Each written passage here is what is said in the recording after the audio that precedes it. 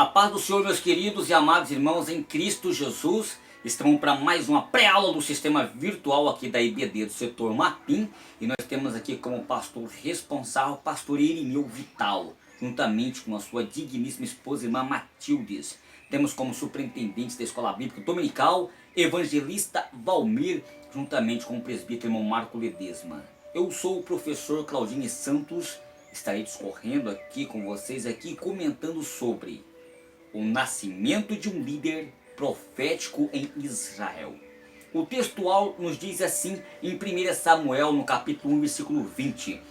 E sucedeu que, passando algum tempo, Ana concebeu e teve um filho, e o chamou seu nome de Samuel, porque dizia ela: o tenho pedido ao Senhor.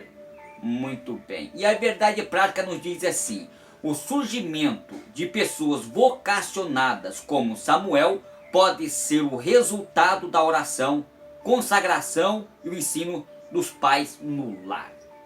E o texto em estudo está em 1 Samuel, no capítulo 1, do versículo 20 ao 28. Muito bem.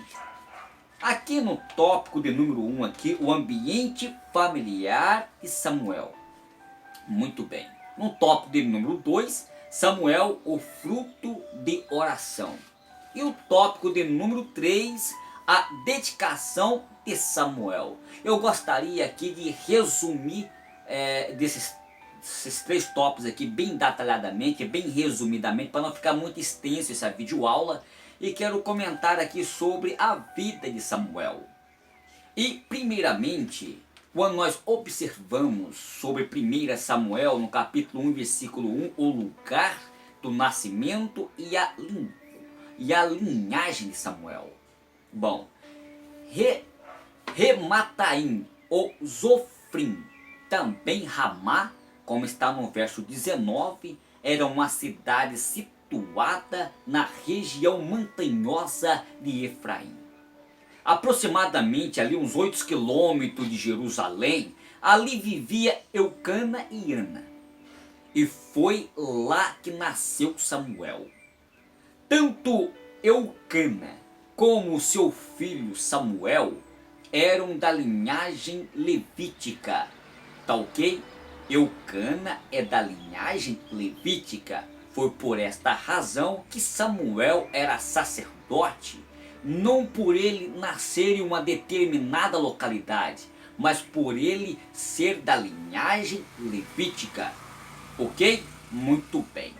Assim, o menino Samuel, ele era qualificado para servir no tabernáculo e mais tarde tornar-se sacerdote para uma nação, seguindo as instruções da lei. Eucana levou as suas 2 mulheres ao tabernáculo de Siló para adorar e para fazer sacrifício ao Senhor, apesar da corrupção religiosa de Siló. Olhando para todo esse vislumbre e aspecto, a poligamia, ela era cultualmente aceitável no tempo de Samuel. A mais alta prioridade era dar muitos descendentes para dar a continuidade com o nome da família, receber a herança e também para trabalhar nos campos. Porém, quando Deus discute e providencia ilustra o casamento na escritura, é preciso, no contexto monogamia, Deus deu uma esposa a Adão. O conceito divino de unidade no casamento implica não somente a um cônjuge. Deus criou o casamento para ser um relacionamento a qual 2 pessoas completam. O rei de Israel recebeu a ordem específica de não tomar para si muitas esposas. Quando nós observamos no capítulo 1 e do versículo 6, a esterilidade era uma doença na pessoa, principalmente no campo do Antigo Testamento, porque fica claro no texto, Ana, ela se sentiu muito abatida, muito triste, a sua tristeza era muito grande. Ana, ela experimentava repetidamente a crueldade penina. A outra esposa de Eucana, essa mulher, então ela prolífica, ela fazia Ana sentir-se miserável, provocando ao ponto de ela causar tristeza e dor. Porém, em meio ao seu sofrimento, Ana tornou-se uma mulher de oração e de louvor.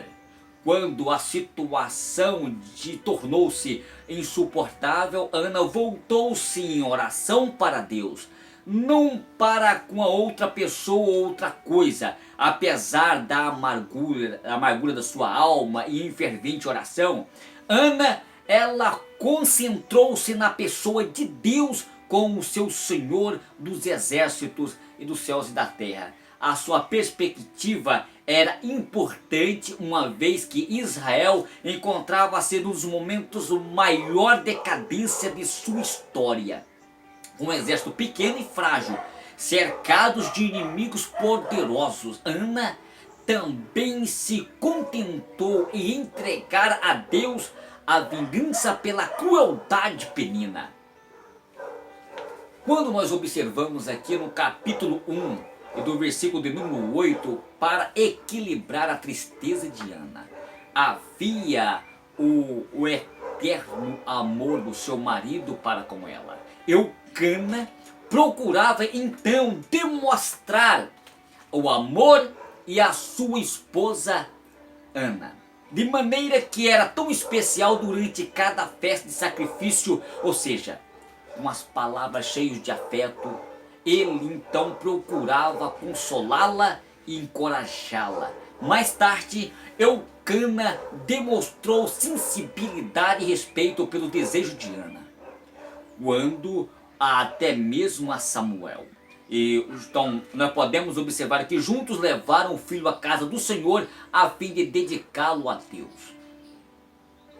Quando eu posso observar aqui no capítulo 1 e do verso de número 11, os pais dos israelitas são os devotos que deveriam dedicar o seu primeiro menino ao Senhor. Um requisito da lei mosaica, Ana foi a mais longe em sua oração. Apesar de não usar palavras nazireu, fica claro que Ana, ela dedicando toda a vida do seu filho tão esperado ao serviço do Senhor. Apesar do voto nazireu raramente ser feito para toda a vida, não tem outro episódio que mostra alguém assumindo esses votos em nome de outra pessoa. Muito bem.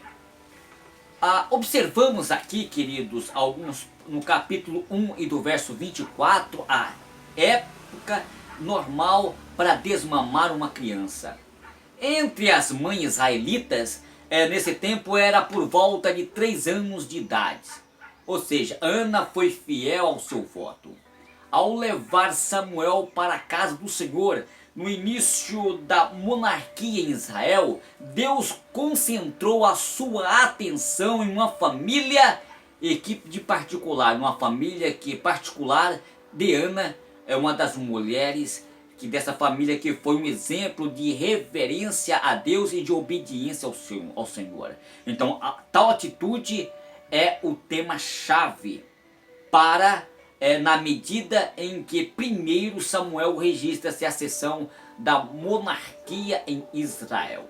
Apesar esta altura da história ser praticamente inexistente, ou seja, uma liderança que reverenciasse e obedecesse a Deus, tanto a reverência quanto a obediência ao Senhor foram ensinados por Ana, por meio dos seus exemplos de vida, a seu filho Samuel, o qual por sua vez serviu de modelo dessas atitudes para com a nação. O exemplo de vida de Samuel também foi observada pelos 2 primeiros reis de Israel, Saul e Davi. A influência de uma vida não pode jamais ser subestimada. E quando nós observamos aqui no capítulo 1 e do verso de número 28, foi apresentado a Eli, o sacerdote. Olha que coisa maravilhosa. Já caminhando aqui, queridos, já para o final dessa lição, porque eu quero resumir ela bem para não ficar muito extensiva, mas olha que coisa maravilhosa. Quando nós observamos aqui, no capítulo 1 e do verso 28, Samuel foi apresentado a Eli, o sacerdote Eli, no tabernáculo. Na verdade, ele já havia sido dedicado ao Senhor e pertencia a ele.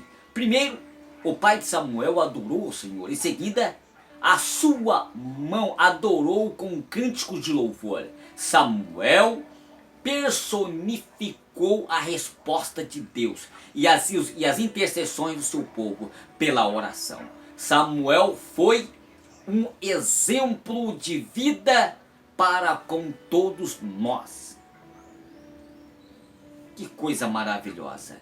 E quando nós observamos para todo esse deslumbre aqui, então o que acontece é que, terminando aqui essa lição, eu quero ter concluído aqui dizendo da seguinte forma: que Samuel, o sacerdote, por um voto de sua manhã, que concebeu pela intercessão um filho e consagrou ao Senhor, e depois que o desmamou, entregou ao sacerdote Eli, e ele passou a servir no templo, como está em 1º livro de Samuel, no capítulo 1 do versículo 19, tá ok? E também no capítulo 2 do versículo 11 em diante. Samuel como sacerdote, Samuel como profeta, ele era um homem polivalente, abençoado por Deus, além de sacerdócio do templo de Jerusalém, profetizava em favor de Israel, como está em 2 Samuel, no capítulo 7 e do versículo 2 ao 6, ok? Samuel, como juiz em Israel, Samuel desempenhou um papel decisivo na formação de Israel,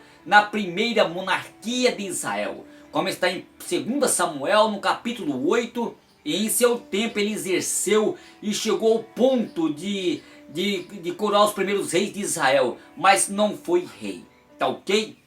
Então nós podemos observar que Samuel, ele julgou Israel todos os dias da sua vida. Cada ano ele visitava Betel, Gilgal e Maspa e julgava a Israel em cada um desses lugares, como está em registro de 2 Samuel, no capítulo 7, do versículo 15 ao 16. Tá certo?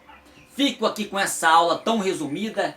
E olha, concluindo aqui, tem aqui um dicionário aqui do nosso querido irmão Daniel Fontinelli.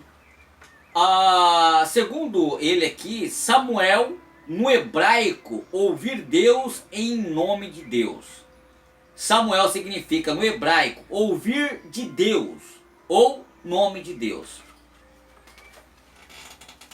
Olha aí,